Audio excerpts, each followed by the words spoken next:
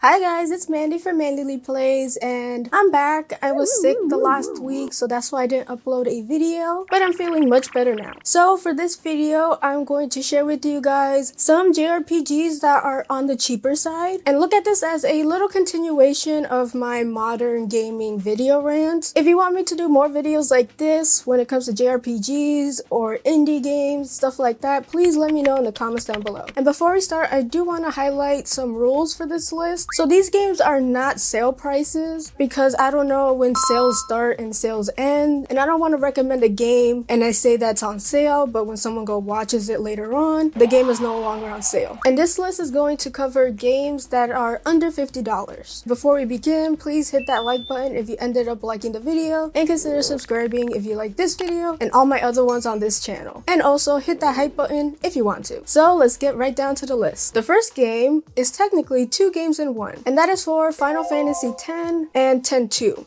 Remastered. I have mine for the Switch, but this also came out for the PlayStation, PC, and I think the Xbox, though I gotta double check on that. This game will run you $30, which is fantastic. Final Fantasy X is one of those great Final Fantasies right behind Final Fantasy VII. It is honestly such an iconic game. You know that laughing meme? Ha ha ha ha. Yeah, that came from this game. Now, admittedly so, I've only played the first game. I never played X2 yet. I am going to down the line, but I could just speak for Final Fantasy X. It is such a fantastic game. And I hear that X-2 is like a cult classic, so I really do need to get to X-2. Final Fantasy X remains a masterpiece of world building and emotional storytelling. You enter this world called Spira, plagued by a colossal monster known as Sin, and your protagonist enters this new world without knowing anything. Now for the gameplay, it's a traditional turn-based JRPG, like most older Final Fantasy games. And while it does play like a lot of its brethren in the series, it does have its unique gameplay gimmicks, like allowing you to manipulate turn orders, swap party members on the fly, and your character's progression via the spear grid. Then enters Final Fantasy X-2, which is thematically a bit different. I think everybody is familiar with the opening to X-2. It's pretty iconic. X-2 has a very distinctive aura because it includes a lot of pop idol elements, which on its face, a lot of people didn't like it because of that, but I really like the change. I love when sequels do changes that are different from the original. So two fantastic Final Fantasy games, one bundle for $30, you are definitely gonna get your bang for your buck. The next game is Kingdom Hearts: The Story So Far, which comes in at $40. I do own Kingdom Hearts. It's just split into 3 different games, but The Story So Far is a combination of all the games so far. That's a steal, y'all. That is a steal. Kingdom Hearts is one of my favorite series of all time, and I'm kind of bummed it's been 4 years since they announced Kingdom Hearts 4. That game is never gonna see the light of day. So Kingdom Hearts: The Story So Far comes with Kingdom Hearts 1, Chain of Memories,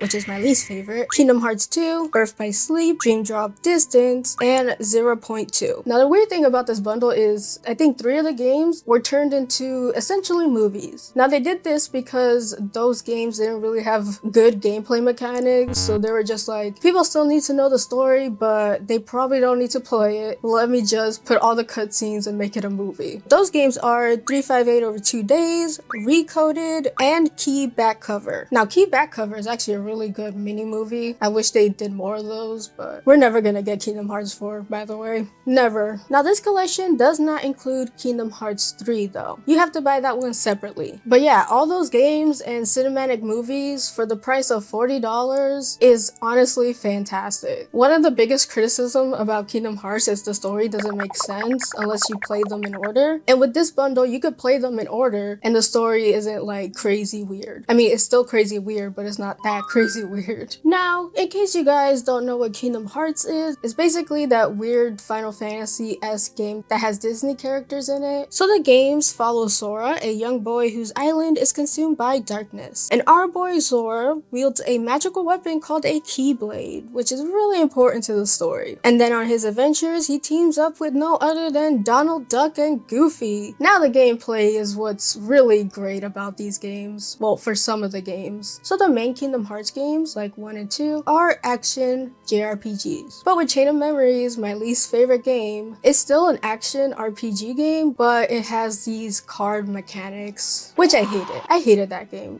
In case you guys haven't noticed, I do not like Chain of Memories. And then there's also Birth by Sleep, which is one of my favorites. And this one introduces a more customized command system, which lets you go through attacks really easy. And it's just really, really flashy. Like, I just love it. And there's a lot of other gimmicks in this game. I'm not gonna say here because like it's gonna take me forever, but my favorite though by far is Kingdom Hearts 2 gameplay. That one is peak. The best in the series by a long shot. It is really tight. So for all this content, story, and fantastic gameplay coming in at $40, yeah, you're definitely gonna get your bang for your buck if you like it. I know some people don't like Kingdom Hearts because the Disney characters seem a bit weird and the story is a bit convoluted, but if you don't mind any of that and you welcome the convoluted story like me, you're gonna love the series. Next game is a game that I recently finished, and that is Tales of Xillia. Though I do want to add that this also goes for Tales of Berseria, Tales of Symphonia, and Tales of Graces. The remastered games are same in price. Just pick the one that really calls to you. So Tales of Xillia Remaster comes in at $40. And hooray, this game is finally out of PlayStation 3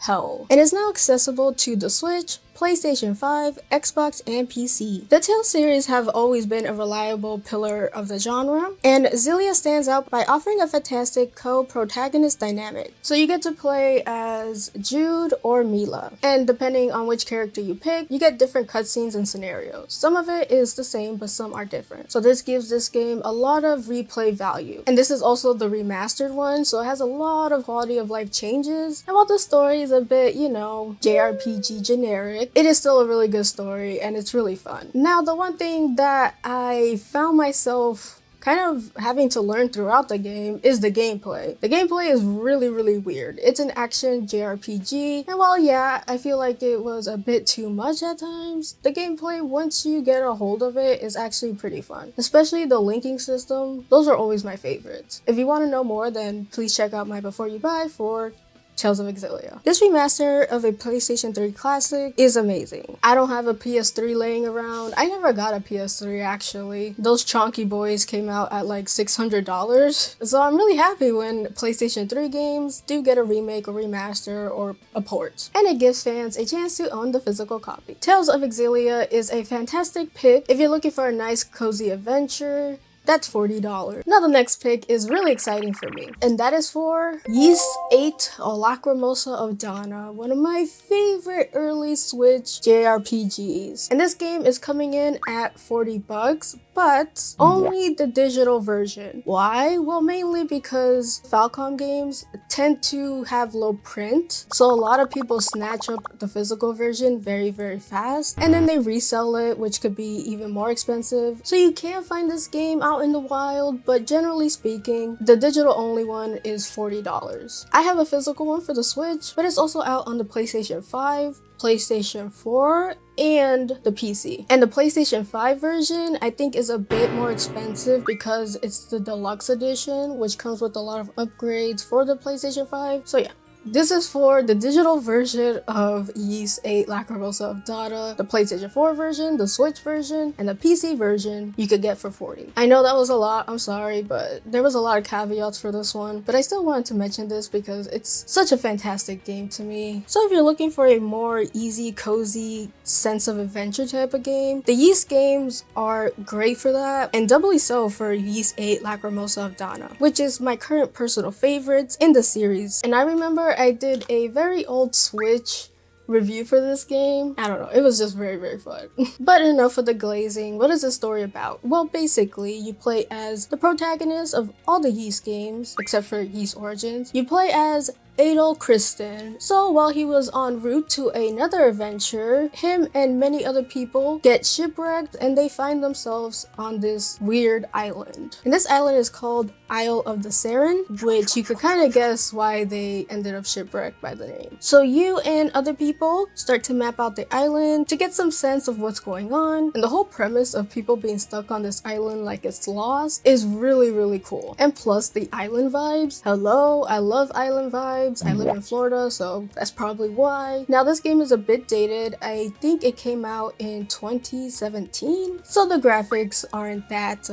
impressive, but the gameplay is pretty impressive. The combat system is lightning fast and requires tight execution. Now you don't only control Adol in the gameplay, you could control the other party members as well. But yeah, Lacrimosa of Donna is such a great place to start if you're new to the series. It was my intro to the series. But yeah, the sheer quality, the addictive gameplay loop, and the fantastic combat is definitely worth $40. Okay, so this is another one of my favorites. I know a lot of these are my favorites. Gee, I wonder why. And that is for Nier Automata Yorha edition. I have the original edition, but the ones you see now are Yorha editions. And this fantastic, beautiful game comes in at $40. Now, I love for any chance where I get to blab about one of my favorite games of all time. That's not Atelier, by the way. This game is known for the sexy androids, but it's also known for its existential story and the philosophical exploration of humanity and the purpose of being alive, basically. Tied together by the most addictive, fluid, and tight gameplay coming from none other than Platinum Games. Yes, the people who made the gameplay for Bayonetta. The gameplay is literally fire. But anyways, this game is set in a post-apocalyptic Earth with a lot of androids running around. The story follows two combat androids,